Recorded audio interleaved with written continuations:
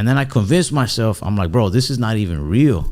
I was like, I'm like the crackheads you see on the street right now yelling.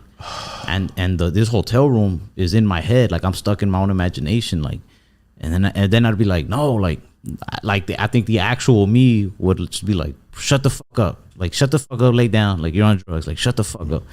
But yeah, I kept watching my body do shit that I was not in control of. Like, I destroyed that hotel room. I'd take random shit and just throw it in the restroom. And like, I'm watching my body do it, but I don't have control of it. Like, I'm not telling myself to actually do this shit. There's no reason. Like, when I have really bad trips, what saves me is like a hot shower with some like chill music.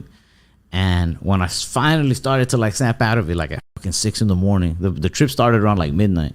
It's like 5, 6 in the morning.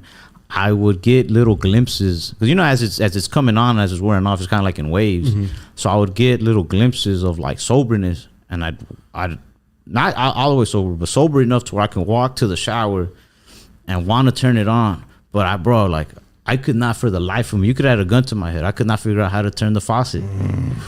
And then I'd lose control again, and I just start doing random shit again, just fucking chunking. My buddy was sharing the room with me. I don't know where he was at though. I just like took his clothes out the fucking luggage and my clothes out of my luggage, and like just making a mess. It was fucking nuts. Is that like your standard bad trip kind of activity, or is that just like that was just like I lost control, bro. I thought I wasn't even gonna come back from it. I was like, that's it. I'm like a fucking one of those dudes now. Yeah, I'm a crackhead on the street. Like that's the only way. That's the only place I'll end up.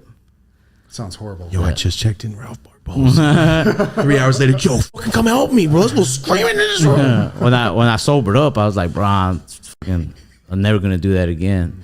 Eventually, like a few weeks later, I did like a little bit, you know, and I had a good trip again. And I just told myself, like, never fucking it's so much eat that much again. Like I guess I just wanted to know what it was like. But that fucking, you know, curiosity killed the cat. Like, I'm glad I didn't go any further. I'm glad nobody called the cops. I do remember, like, bro, it got worse. Like I could tell you for hours all the shit I did.